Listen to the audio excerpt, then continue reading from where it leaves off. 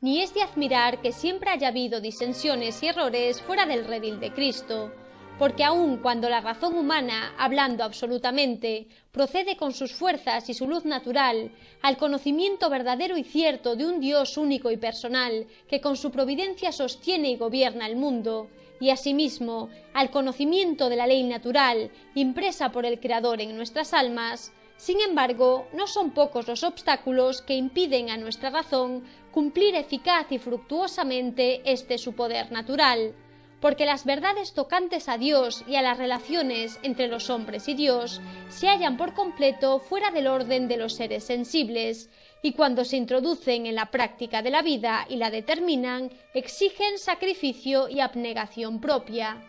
Ahora bien, para adquirir tales verdades, el entendimiento humano encuentra dificultades, ya a causa de los sentidos o imaginación, ya por las malas concupiscencias derivadas del pecado original. Y así sucede que en estas cosas los hombres fácilmente se persuadan ser falso o dudoso lo que no quieren que sea verdadero. Por todo ello, ha de defenderse que la revelación divina es moralmente necesaria, para que aún en el estado actual del género humano, con facilidad, con firme certeza y sin ningún error, todos puedan conocer las verdades religiosas y morales que de por sí no se hallan fuera del alcance de la razón. De este pasaje debemos extraer, confrontados a la situación actual, lo que escribió su santidad el Papa Pío XII, que los hombres fácilmente se persuaden de que sea falso o dudoso lo que no quieren que sea verdadero. De hecho, si esto no fuera así, no habría entrado el error.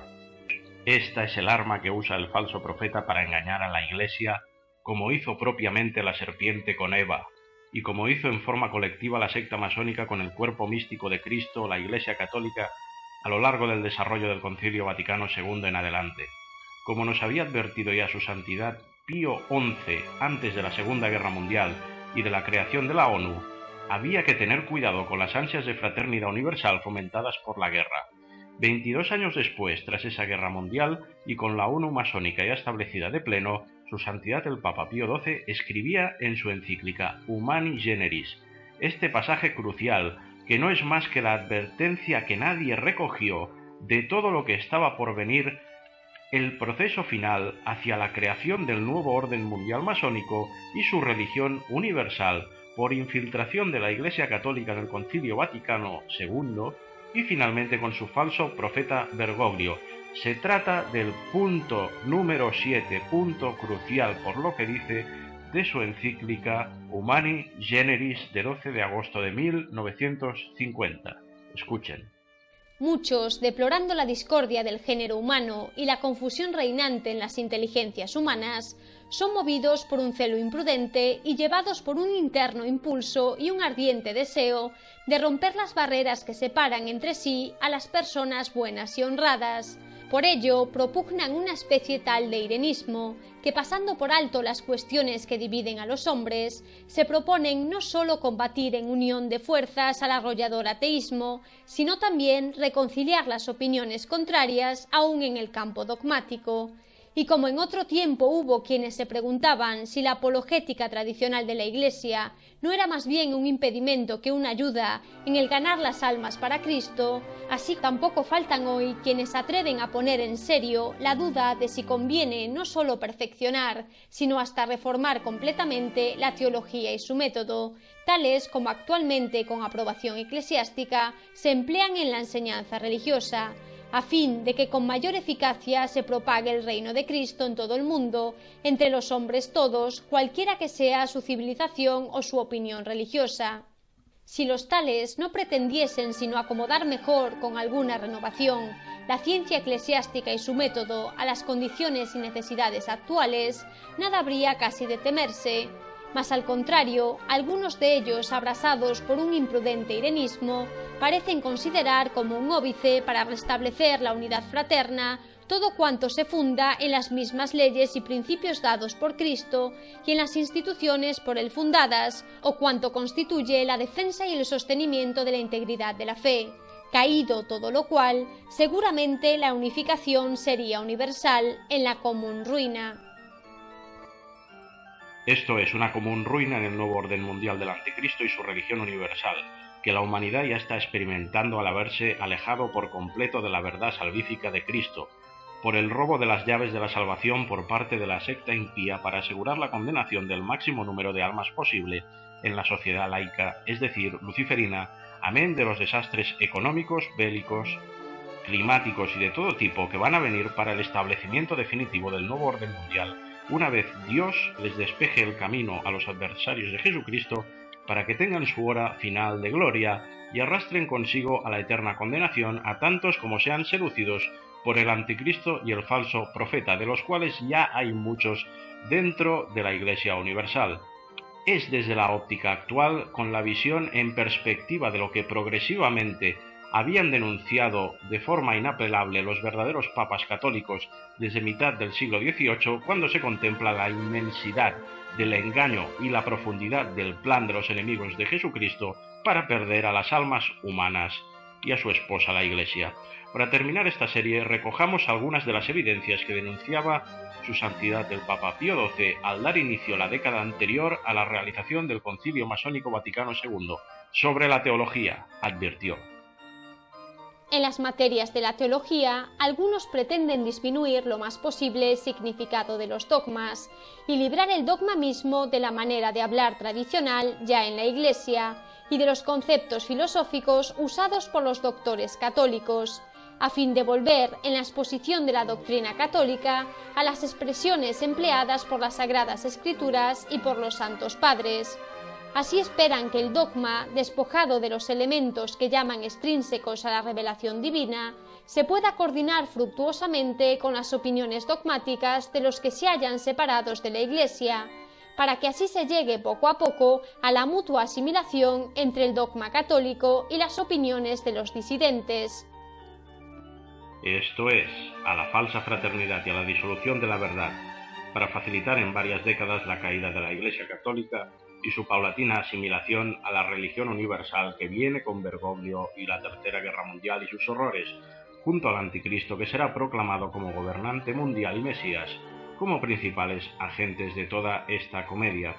Así proseguía su santidad el Papa Pío XII como anticipando lo que estaba por ocurrir, a la par que legitimando lo afirmado en las sucesivas encíclicas escritas a lo largo de la historia por todos los papas anteriores hasta la fecha. Así se explica el descarado desprecio que existe hoy en día en muchos seminarios, en muchos sacerdotes y en muchos religiosos hacia las verdades más incómodas del verdadero magisterio de la Iglesia Católica hasta que vuelva Jesucristo. Por desgracia, estos amigos de novedades fácilmente pasan del desprecio de la teología escolástica a tener en menos y aún a despreciar también el mismo magisterio de la Iglesia, que con su autoridad tanto peso ha dado a aquella teología.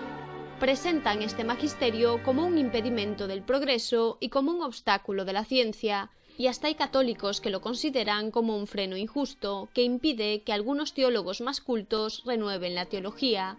Y aunque este sagrado magisterio en las cuestiones de fe y costumbres debe ser para todo teólogo la norma próxima y universal de la verdad, ya que a él ha confiado nuestro Señor Jesucristo la custodia, la defensa y la interpretación de todo el depósito de la fe, o sea, las Sagradas Escrituras y la tradición divina, sin embargo, a veces se ignora, como si no existiese, la obligación que tienen todos los fieles de huir de aquellos errores que más o menos se acercan a la herejía, y por lo tanto de observar también las constituciones y decretos en que la Santa Sede ha proscrito y prohibido las tales opiniones falsas. Hay algunos que de propósito y habitualmente desconocen todo cuanto los romanos pontífices han expuesto en las encíclicas sobre el carácter y la constitución de la Iglesia,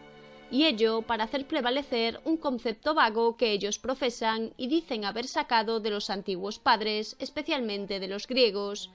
y pues los sumos pontífices, dicen ellos, no quieren determinar nada en las opiniones disputadas entre los teólogos, se ha de volver a las fuentes primitivas, y con los escritos de los antiguos se han de explicar las constituciones y decretos del magisterio. Afirmaciones estas, revestidas tal vez de un estilo elegante, pero que no carecen de falacia, pues es verdad que los romanos pontífices, en general, conceden libertad a los teólogos en las cuestiones disputadas, en distintos sentidos, entre los más acreditados doctores, Pero la historia enseña que muchas cuestiones que algún tiempo fueron objeto de libre discusión no pueden ya ser discutidas.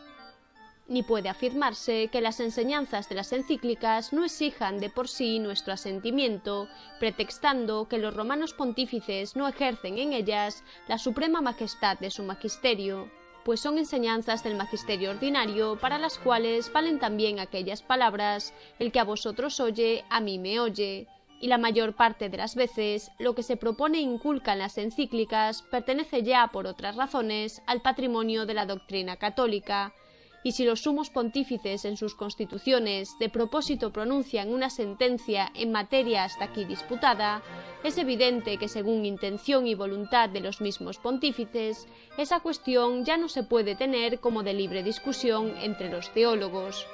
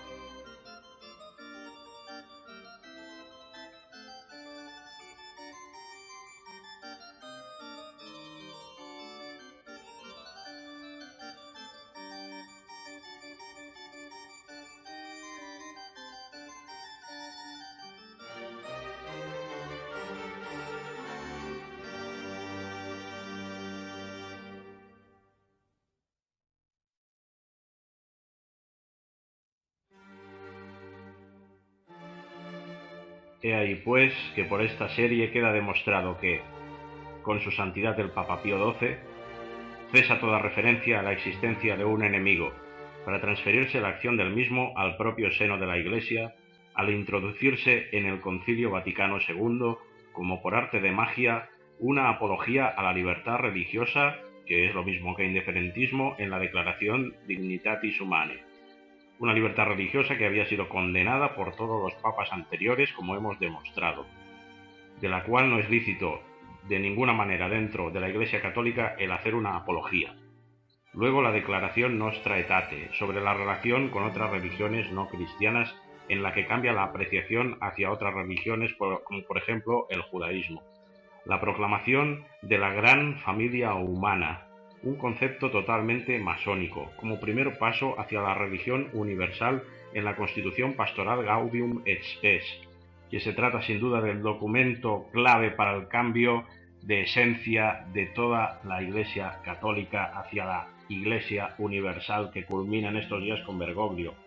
Luego, el decreto sobre el falso ecumenismo Unitatis Redintegratio, totalmente contradictorio con las palabras de su santidad el Papa Pío XI en su encíclica Mortalium Animos.